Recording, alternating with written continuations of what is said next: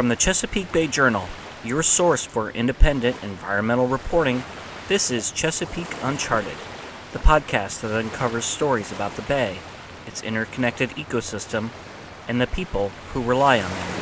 I'm Jeremy Cox. On today's episode, literally the shape of our downtowns, the shape of many cities, individual property owners' relationships with state and federal governments were totally reshaped and conditioned by the Agnes response. That's Andrew Stuhl, the environmental researcher from Bucknell University you may recall from earlier in this season. When natural disasters strike today, victims can count on a safety net to cushion their fall. You have the federal flood insurance program, which can help cover losses from water damage. You have the Federal Emergency Management Agency, FEMA, to help coordinate the recovery and to compensate for the losses not covered by insurance. If enough homes are damaged, you might see temporary towns spring up with trailers to house the unhoused. We're so accustomed to the idea that help will be waiting for us that we kind of take it for granted. We're doing everything we can. Where in the hell is the cavalry on this one? Tropical Storm Agnes struck the Chesapeake Bay region in June of 1972. It wreaked havoc throughout the watershed, but especially in Pennsylvania, along the Susquehanna River. In the aftermath, this safety net was ill-defined and disorganized. The federally backed flood insurance program was only a few years old, and policies were few and far between. As for FEMA, it didn't exist yet. It would take 7 more years and a different Pennsylvania-based disaster for the federal bureaucracy to put an agency in charge of responding to emergencies. Agnes was America's largest natural disaster to that point. The devastation exposed flaws in the old ways of doing things and inspired new ways of grappling with disasters. Many of these innovations are still with us today, said Mike Builder, the Hurricane Program Manager for FEMA's Region 3, which includes the Mid-Atlantic. Really, all these federal missions were disaster related, and there wasn't one entity that was organizing them. And Agnes really kind of highlighted that.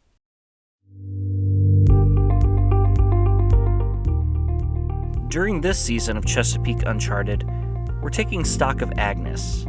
2022 marked the storm's 50th anniversary, but in many ways, the effects of Agnes are still with us. With each episode, I'm exploring how we're still living in the world Agnes created. People still live with the emotional scars.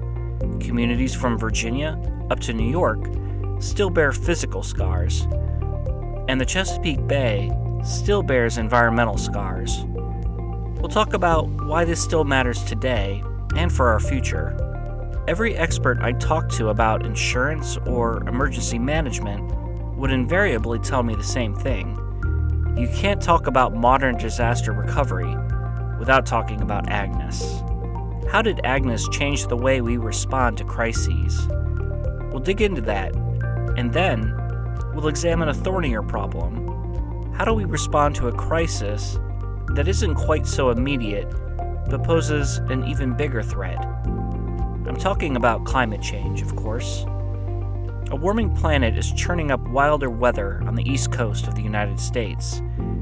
We learn many lessons from Agnes about how to handle disasters. But as we face the prospect of more Agnes-like storms in the future, it's fair to ask, how ready are we? We'll talk about all this starting after a break.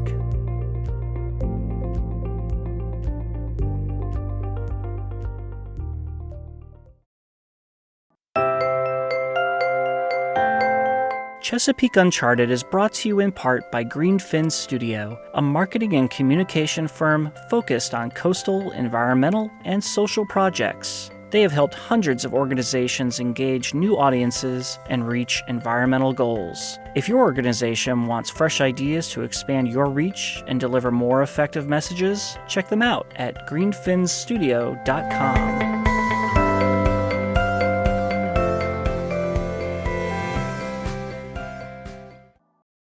Welcome back. On today's episode of Chesapeake Uncharted, we're examining Agnes, the political storm. 1972 was an election year, and a rather monumental one at that. This was the year of the Watergate break-in, which set in motion the events that would lead to President Richard Nixon's resignation in 1974. Pennsylvania was a swing state. Nixon and his campaign staffers knew that the strength of their response to Agnes could make or break his re-election.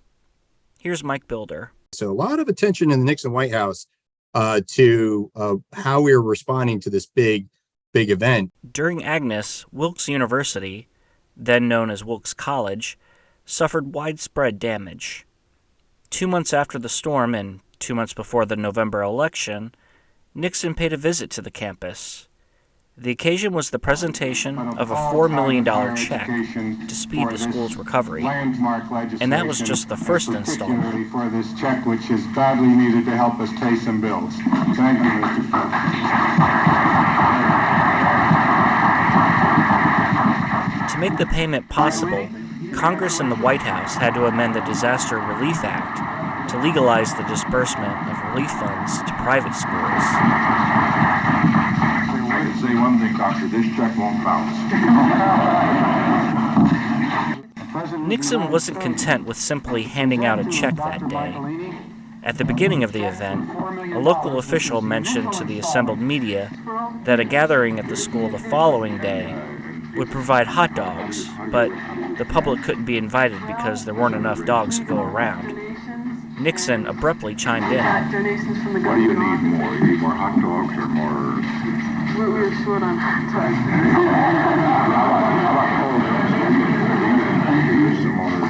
dogs. There's a bit of back and forth, and then... You're trying to feed 1,000, you got 900. That's only one per person. Nobody can want one hot dog. All right, we'll get it for you. Good luck. Okay. Thank you. We'll get it for you. Okay, admittedly this is a silly example, but I think it illustrates the state of affairs at the time. What Pennsylvania wanted, Pennsylvania would get.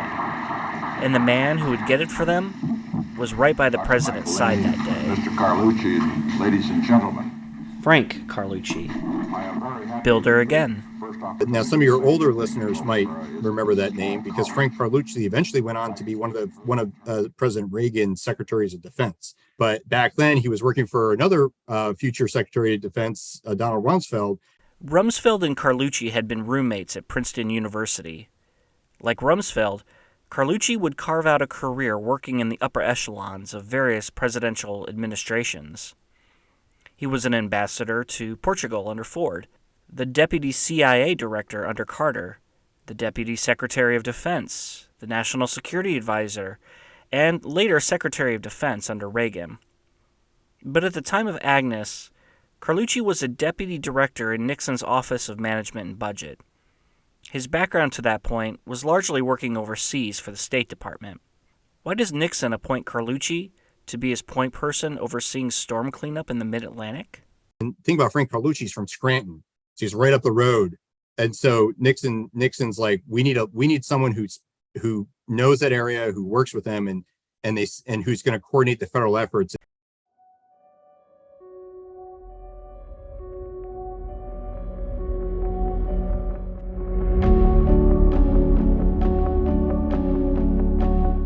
Heading up from D.C., Carlucci entered a political and logistical maelstrom. Dozens of federal agencies were on the ground and had made some headway. But with no one taking charge of the effort, gaps and redundancies were inevitable. Residents were frustrated, then furious.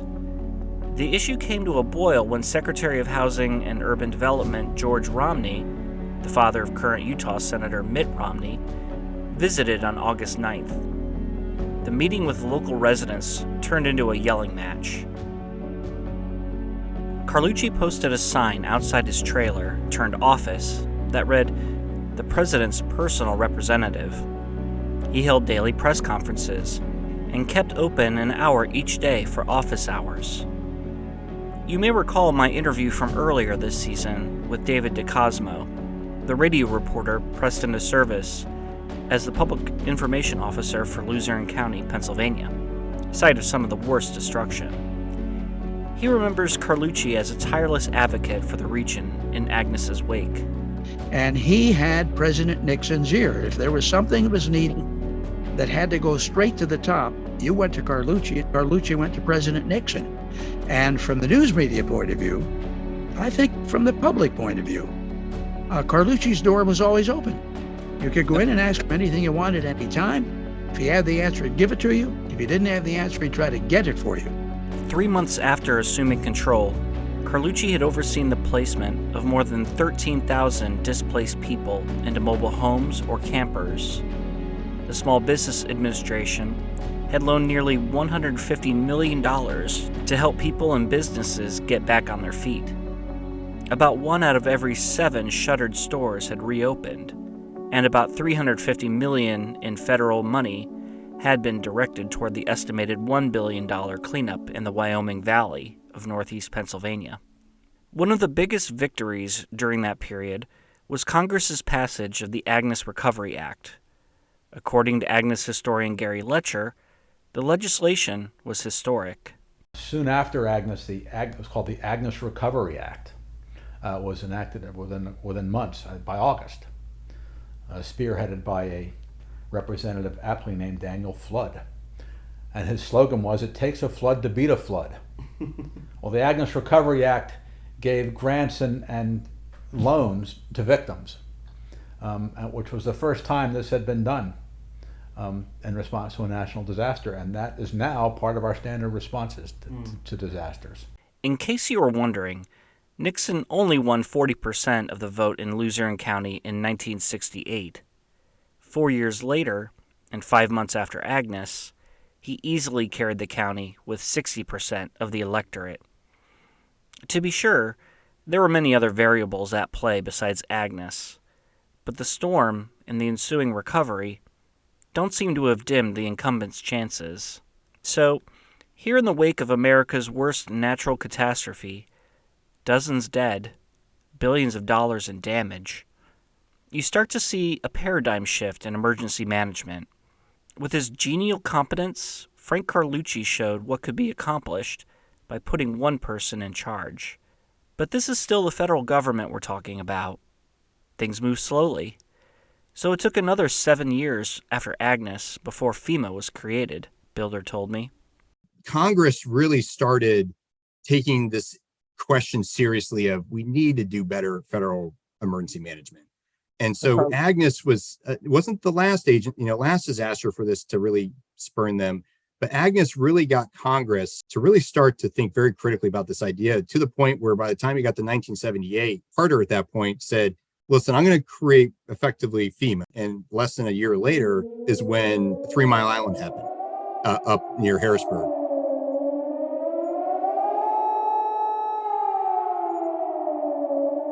And the nuclear accident there. And so that is when Carter was like, here's my window of opportunity, and he created FEMA. FEMA, of course, would face test after test over the years, and heavy criticism for its response to certain storms. Andrew in Florida, Katrina in Louisiana, Maria in Puerto Rico. Working for FEMA, Builder said, means expecting the unexpected. Eisenhower said it best. Plans are nothing. Planning is everything. It's that human element. It's an activity beforehand, understanding. And so, there are probably things that we think we know from Agnes, and they're going to get tested when we get the next Agnes, the next Lee, or the next 1936. And, time will tell as to whether we can truly, surmount some of those, challenges. Especially in a climate changing world, right? Yeah, the inland flooding side, or the heavy rainfall element, is something that we should be very concerned about with respect to climate change in the eastern United States. It's the thing that it's definitely going to be a much more of an acute threat for our part of the country when it comes to how climate change can be changing how we're dealing with things. So we're seeing more of these extreme rainfall events, and we still have the same cities and towns on hills and pavement, everything like that. So we're seeing more of this stuff, and that's having these type of Agnes events is something we gotta, that's something we have to be even more prepared for as we grapple with climate change.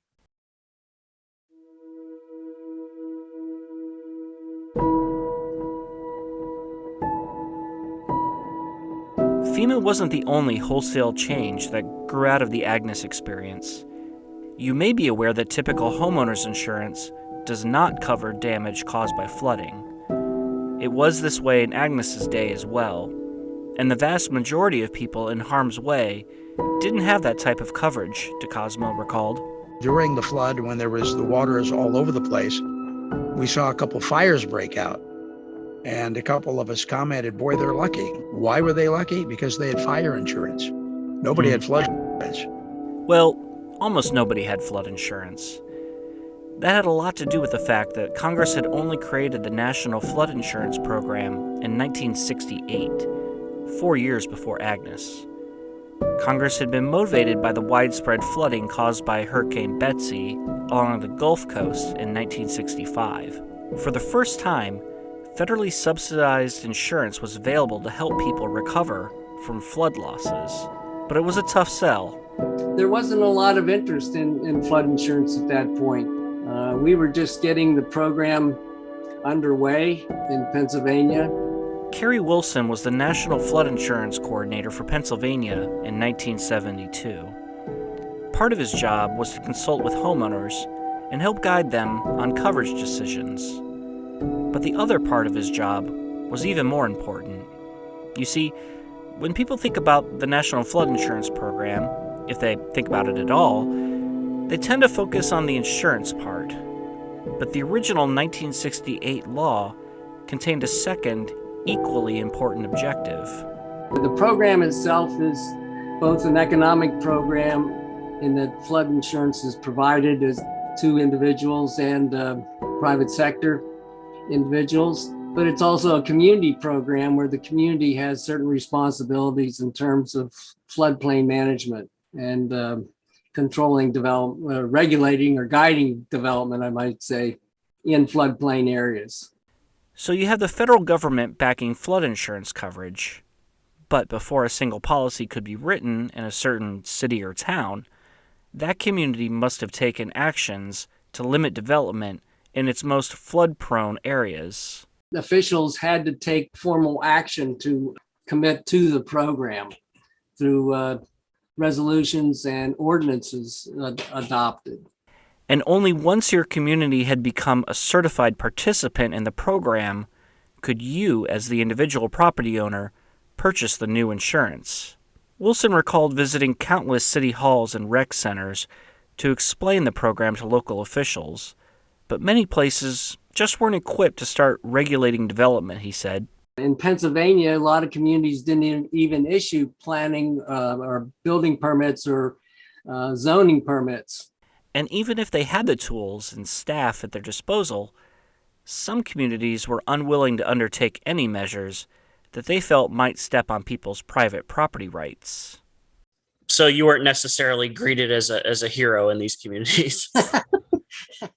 That's true. It was a lot of resentment on the part of communities thinking that we were infringing on their rights to do what they wanted or let people do what they wanted. So we'd have to provide the other side of the coin that, hey, this is something that involves the public safety and the welfare of the community. So it's a legitimate use of local government. Around the time of Agnes, Wilson said, only 90 localities in Pennsylvania were officially on board with the federal program. And even in participating communities, individuals weren't exactly breaking down the door to get signed up. In hard-hit Wilkes-Barre, only 2 policies were in force during Agnes. In Harrisburg, there were 0. Surely something needed to be done. After Agnes, Congress got to work, Stuhl said. With revisions to the flood insurance program in 1973, property owners with federally backed mortgages in flood-prone areas were now required to purchase flood insurance as a condition of receiving federal disaster assistance. It basically lays out what we now know in our rivers and waterways. Is if you are going to remain in the 100-year floodplain, you must purchase insurance if you have a federally backed mortgage or loan.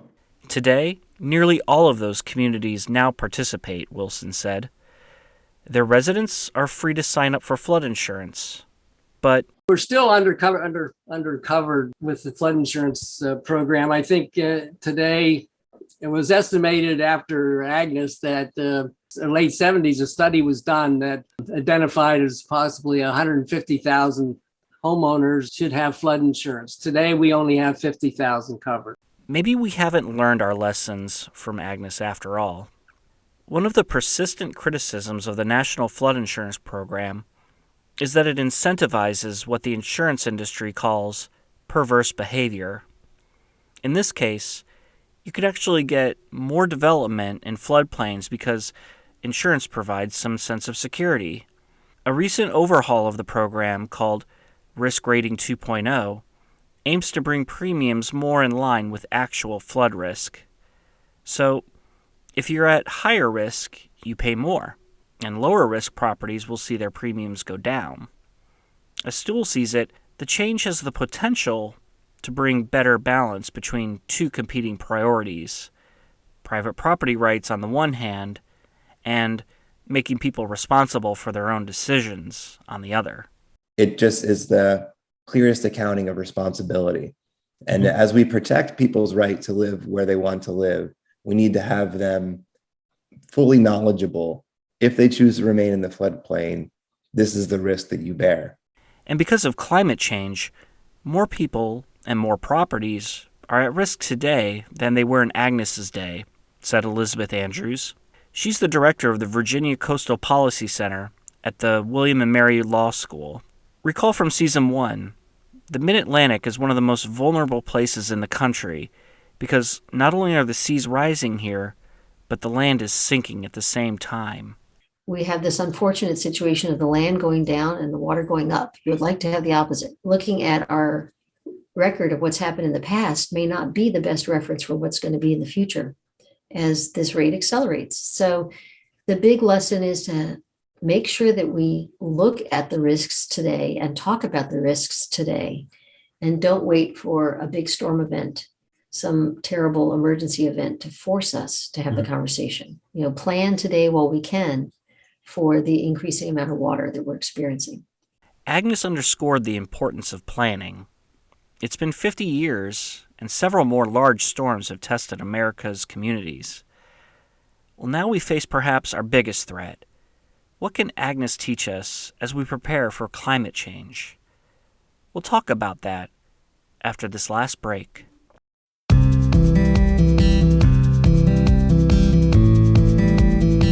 Hi, this is Laura Lutz, editor at the Chesapeake Bay Journal. I hope you're enjoying our podcast, and I'd like to invite you to join the community of Bay Journal readers. If you care about climate change, wildlife, clean air, healthy communities, and of course the Bay and its rivers, you'll find news you can use at the Bay Journal, along with some great ideas for outdoor travel. Our subscriptions are free. Check us out at bayjournal.com and click on subscribe to start receiving the best independent environmental news in the Bay region.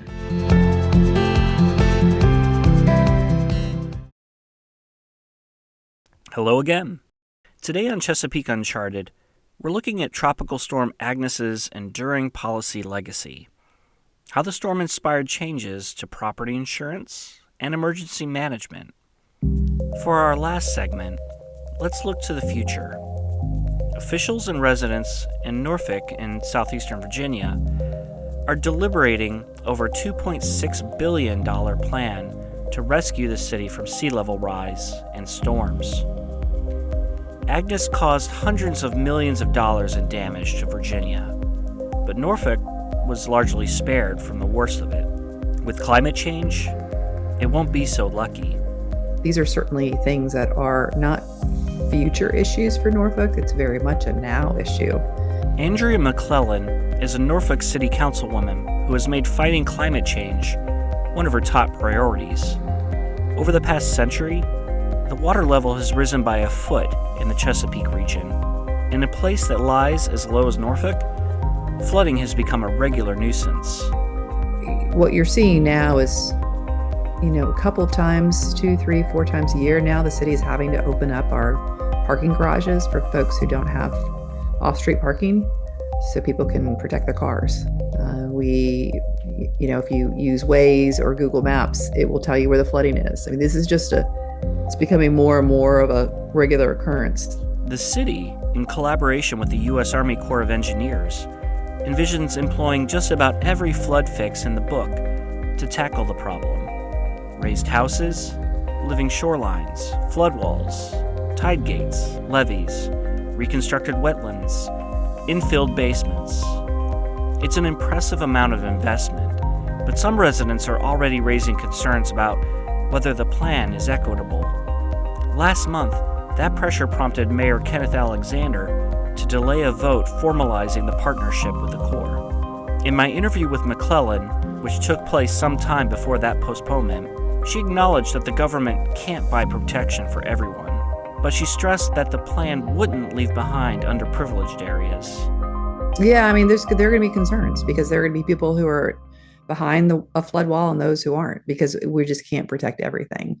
That said, the first phase that we are focused on is specifically being created to protect this massive redevelopment that we're doing in an area that had some of our poorest folks.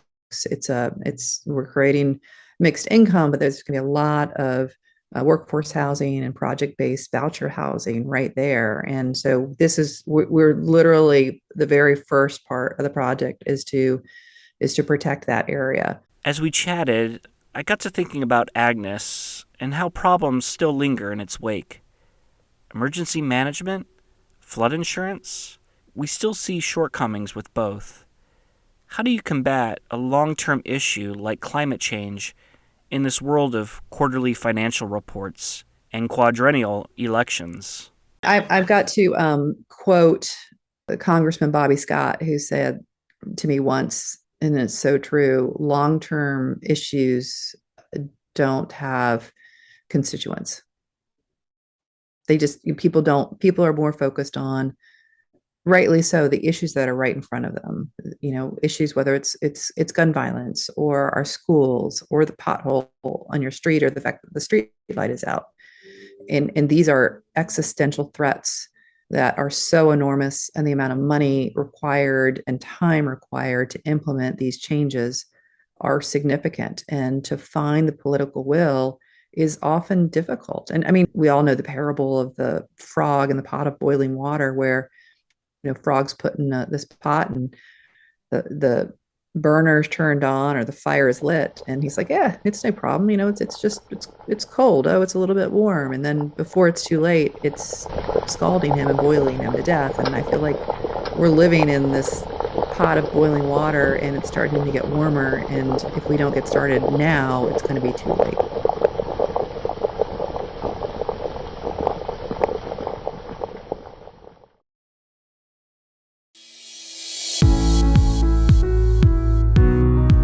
Greenfin Studio combines creative design, strategic marketing, and scientific expertise to deliver for our clients. Visit greenfinstudio.com to view their portfolio and ask them how they can help you. Chesapeake Uncharted is brought to you by the Bay Journal, your source for independent environmental news in the Chesapeake region. Production for this episode was by me, Jeremy Cox. The story was edited by Laura Lutz. Our marketing and advertising director is Jackie Kane. You can find more episodes of Chesapeake Uncharted on your favorite streaming service or at ChesapeakeUncharted.com. If you like what you're hearing, sign up for a free Bay Journal news subscription at bayjournal.com. Until next time, this has been Jeremy Cox. Take care.